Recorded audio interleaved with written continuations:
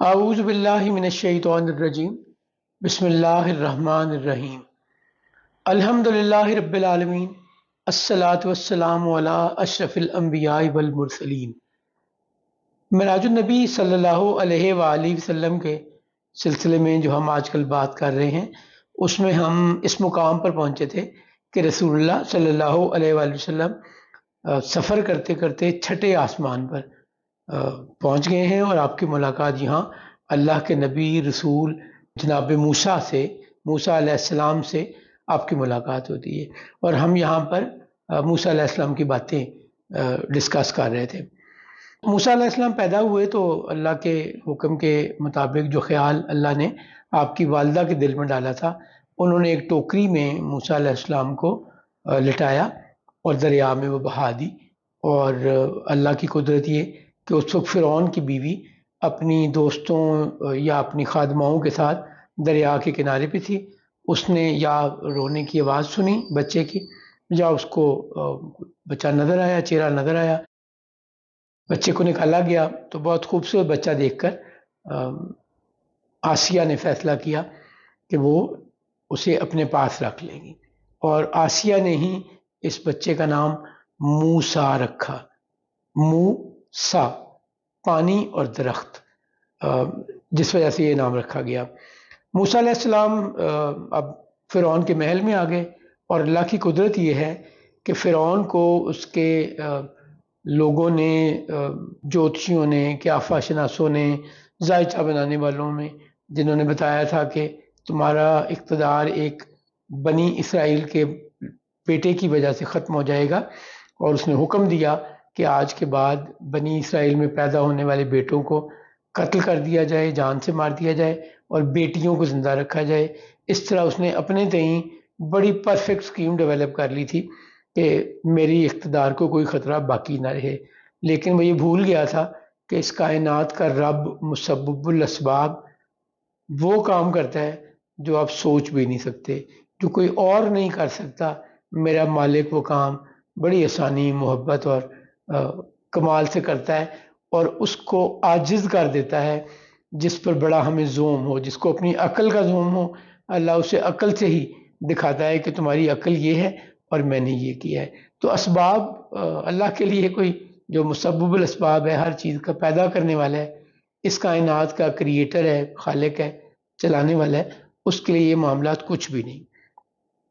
تو وہی فرعون آئندہ سالوں میں اپنے اسی دشمن یا اسی بچے کو پال رہا ہوگا جس کی وجہ سے اس کا اقتدار ختم ہونا ہے۔ یہ ہے میرا رب، یہ ہے اس کی طاقت، یہ ہے اس کی قدرت۔ اللہ کریم نے وعدہ کیا تھا موسیٰ علیہ السلام کی والدہ سے، جب ان کے دل میں خیال ڈالا کہ میں یہ بچہ تمہارے پاس واپس بھی لوٹا دوں گا۔ اب ذرا بے چینی کا اندازہ کیجئے کہ موسیٰ علیہ السلام کی والدہ کتنی بے چین ہوں گی کہ انہوں نے اپنے بیٹے کو ایک ٹوکری میں رکھ کر دریا کے سپرد کر دیا ہے، اور یہ بچہ میرے پاس کیسے واپس آئے گا؟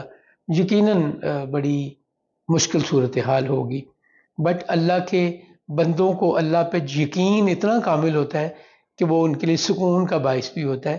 اس سب کے ساتھ ساتھ جب موسیٰ علیہ السلام فرعون کے محل میں آ گئے تو اور یہ فیصلہ کر لیا گیا کہ آسیہ نے کہا کہ ہم اسے بیٹے کی طرح پالیں گے، اپنے پاس رکھیں گے، تو اگلا مرحلہ یہ آیا کہ اس بچے کو دودھ کون پلائے گا؟ جتنی بھی دائیاں اویلیبل تھیں اس محل میں یا اس محل سے کنیکٹڈ، اللہ کریم نے موسیٰ علیہ السلام کو منع کر دیا کہ وہ اپنی والدہ کے علاوہ کسی اور کا دودھ نہ پئیں۔ سو پوری کوشش کے باوجود یہ بچہ کسی بھی دائی کا، کسی بھی والدہ کا دودھ پینے کو تیار نہیں ہے۔ ایک دفعہ پھر میرے مالک نے اپنی قدرت اور کمال دکھایا کہ یہ میں ہوں، جو چاہوں وہ کروں۔ تم اپنے آپ کو خدا سمجھنے والے، ریسورسز پر قبضہ کرنے والے، تم یہ سمجھتے ہو کہ تمام چیزیں تمہارے حکم اور تمہاری مرضی سے چلیں گی، ایسا نہیں ہے۔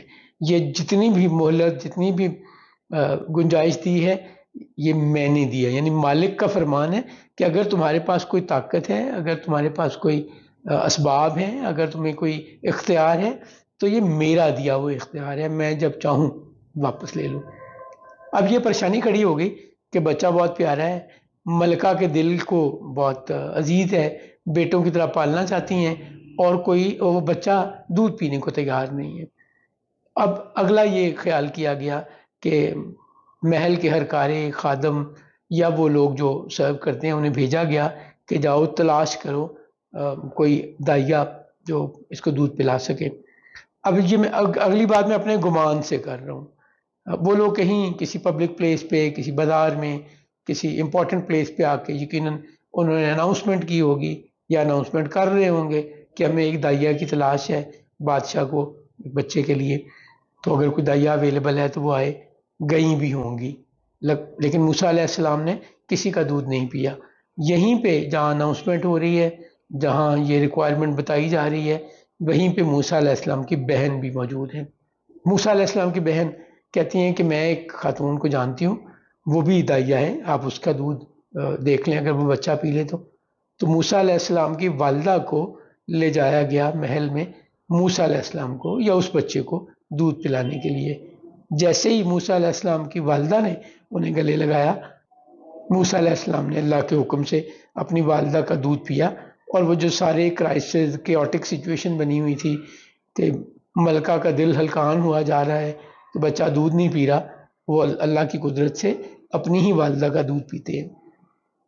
سو اللہ نے یہ بھی اہتمام کر دیا کہ پاک صاف انسان ہی دودھ پلائے، اللہ کی چنی ہوئی بندی ہی دودھ پلائے، ماں کے دل کی کیفیت اور ماں کے دل کا دلاسا بھی وہیں قائم رہے، ماں کو سکون بھی رہے، اور وہ بچہ جس کی وجہ سے فرعون نے یہ سارا ظالمانہ سٹیپ لیا، حکم دیا، وہ بھی وہ خود پالے، خود حفاظت کرے۔ جس طرح موت کو کہتے ہیں نا کہ موت زندگی کی حفاظت کرتی ہے، جب تک ہمارے مرنے کا وقت نہیں آ جاتا ہم مرتے نہیں ہیں۔ بہت جگہ لگتا ہے کہ مر گئے اور بچ جاتے ہیں، چونکہ اللہ نے موت کو زندگی کا محافظ بنایا ہوا ہے۔ تو اسی طرح اللہ کریم نے فرعون کو موسیٰ علیہ السلام کا محافظ بنا کر اسی کے گھر میں رکھا۔ کچھ روایات یہ ملتی ہیں کہ موسیٰ علیہ السلام کو والدہ کو دے دیا گیا، اور کچھ روایات جو مجھے زیادہ اپیل کرتی ہیں وہ یہ کہ موسیٰ علیہ السلام کی والدہ کو محل میں اکوموڈیٹ کیا گیا کہ وہ اس بچے کو دودھ پلائیں، چونکہ ملکہ کے دل کو لگا وہ بچہ ملکہ اپنے محل سے باہر کیوں جانے دیں گی۔ موسیٰ علیہ السلام وہاں پڑھتے رہے، اور یہاں پہ ایک اور کمال یہ ہوا کہ جو قبطی تھے ان میں پڑھنے لکھنے کا رجحان بنی اسرائیل سے زیادہ تھا۔ سو موسیٰ علیہ السلام کو فرعون کے محل میں رہتے ہوئے جہاں اور آسائشیں نصیب رہیں، جہاں سیکیورٹی نصیب رہی، جہاں اللہ اپنی قدرت دکھاتا رہا، وہیں آپ کو پڑھنے لکھنے اور تمام امور کو سیکھنے کا، جو امور سلطنت ہیں، امور سپہ گری ہیں، امور معاشیات ہیں، معاملات ہیں، معاشرت ہے، وہی جو آپ کو ساری چیزیں جاننا ضروری ہیں ایک بادشاہ، گورنر یا ایک ایڈمنسٹریٹر بننے کے لیے، تو اللہ نے اس کا بھی بہترین اہتمام کیا۔ موسیٰ علیہ السلام پلتے رہے۔ الٹیمیٹلی ایک دن آپ شہر میں جا رہے تھے، گزر رہے تھے، تو دیکھا کہ ایک قبطی بنی اسرائیلی کو مار رہا ہے۔ آپ نے اسے روکا، منع کیا، وہ نہیں منع ہوا، زبانی نہیں سمجھ آئی اسے، تو موسیٰ علیہ السلام نے اس قبطی کو منع کرنے کے لیے ایک مکہ مارا، اور وہ اس مکہ مارنے کی وجہ سے جان سے گیا۔ اب یہ موسیٰ علیہ السلام نے مکہ اس کو قتل کرنے کے لیے نہیں مارا تھا، اسے سمجھانے کے لیے مارا تھا۔ اسے قتل خطا کہتے ہیں۔ ایک قتل عمد ہوتا ہے جو میں ارادے سے کسی کو مارتا ہوں، اور قتل خطا یہ ہے کہ میں نے کسی کو ہاتھ مارا، مکہ مارا، دھکا دیا، میرا مارنے کا قتل کوئی ارادہ نہیں تھا، لیکن وہ اس سے مر جائے تو اسے قتل خطا کہتے ہیں۔ ہاں، اس بات کا صرف اس قبطی کے قتل کا یا مرنے کا صرف بنی اسرائیلی کو پتا تھا یا موسیٰ علیہ السلام کو پتا تھا۔ ڈیڈ باڈی ٹھکانے لگا دی گئی اور یہ بات کسی اور کو پتہ نہیں چلی۔ کچھ دن بعد موسیٰ علیہ السلام دوبارہ وہاں سے گزرے تو دیکھا کہ وہی بنی اسرائیلی ایک اور بنی اسرائیلی سے اب لڑ رہا ہے۔ پہلے تو کسی دوسری قوم کے فرد سے، حاکم قوم کے فرد سے لڑ رہا تھا، اب اپنی ہی قوم کے فرد سے لڑ رہا ہے۔ تو موسیٰ علیہ السلام اس کی طرف بڑھے اور کہا کہ تم تو جھگڑالو ہو، اصل میں تم ہو فساد کا باعث۔ اب اس نے یہ سمجھا کہ موسیٰ علیہ السلام نے اگر مجھے بھی مکہ مارا تو میں بھی جان سے چلا جاؤں گا، تو اس نے فوراً کہا اور تم نے اگر مجھے مکہ مارا تو قبطی کی طرح تم مجھے آج مار دو گے۔ سو یہ راز کھل گیا۔ یہاں پہ یہ بات پہنچتے پہنچتے فرعون کے دربار میں بھی پہنچی اور اس نے یہ فیصلہ کیا کہ موسیٰ کو پکڑ لیا جائے اور سزا دی جائے۔ فرعون کے دربار سے ہی ایک درباری آیا اور موسیٰ علیہ السلام سے کہا کہ تم جلدی سے یہ شہر چھوڑ کر چلے جاؤ، بادشاہ کے ہرکارے تمہیں پکڑ لیں گے اور تمہیں نقصان پہنچائیں گے۔ موسیٰ علیہ السلام وہاں سے نکلے، مصر سے نکلے اور دور چلے گئے۔ چلتے چلتے آپ ایک ایسی وادی میں پہنچے جہاں پہ دیکھا کہ ایک کنواں ہے، جہاں پہ بھیڑ بکریاں لوگ لیے کھڑے ہیں، دو خواتین کھڑی ہیں ینگ، اور وہ پیچھے کھڑی ہیں اور جو باقی لوگ ہیں وہ پانی بھر بھر کے لے جا رہے ہیں، ان کو موقع نہیں مل رہا۔ تو انہوں نے ان کی مدد کرنے کے لیے پوچھا کہ آپ لوگ یہاں کیوں کھڑی ہیں؟ تو ان بچیوں نے بتایا کہ یہ جب تک یہ لوگ پانی بھر نہیں لیں گے ہمیں موقع نہیں ملے گا، تو ہم انتظار میں ہیں کہ یہ لوگ جائیں تو ہمیں پانی ملے۔ موسیٰ علیہ السلام نے ان کی مدد کی، انہیں پانی بھر کے دیا، جو ان کی بھیڑ بکریوں نے پانی پی لیا۔ جب وہ گھر جلدی چلی گئیں تو ان کے والد نے پوچھا کہ بیٹا آج تم لوگ بھیڑ بکریوں کو پانی پلا کر جلدی کیسے آ گئی؟ تو ان کی بیٹی نے بتایا کہ ہمیں ایک نوجوان ملا جو بڑا صحت مند اور اچھا ہے، اس نے ہماری مدد کی اور ان لوگوں کی موجودگی میں ہمیں پانی مل گیا اور ہم لے آئے۔ جناب ان لڑکیوں کے والد نے انہیں کہا کہ جاؤ اس کو بلا کے لاؤ۔ موسیٰ علیہ السلام کے پاس وہ واپس آئیں اور کہا کہ آپ ہمارے والد بلاتے اور وہ آپ سے ملنا چاہتے ہیں۔ موسیٰ علیہ السلام جب ملتے ہیں تو یہ اللہ کے نبی جناب شعیب علیہ السلام ہیں جن کی بیٹیاں پانی بھرنے کے لیے گئی تھیں۔ شعیب علیہ السلام موسیٰ علیہ السلام سے مل کے گفتگو کر کے بڑے خوش ہوتے ہیں اور یہ آفر دیتے ہیں، خیال کرتے ہیں کہ اگر تم 8 سال تک میرے ہاں مزدوری کرو میری بیٹی کے مہر کے طور پر تو میں تم اپنی بیٹیوں میں سے جس سے چاہو نکاح کرنے کو تیار ہوں تمہارے ساتھ۔ تو موسیٰ اور اگر تم 10 سال کر دو گے تو میں اور بھی خوش ہوں گا۔ موسیٰ علیہ السلام نے ان کی یہ شرط مان لی تو شعیب علیہ السلام کی بیٹی سیدہ صفورہ سے موسیٰ علیہ السلام کا نکاح ہو گیا اور آپ نے وہیں رہنا شروع کر دیا۔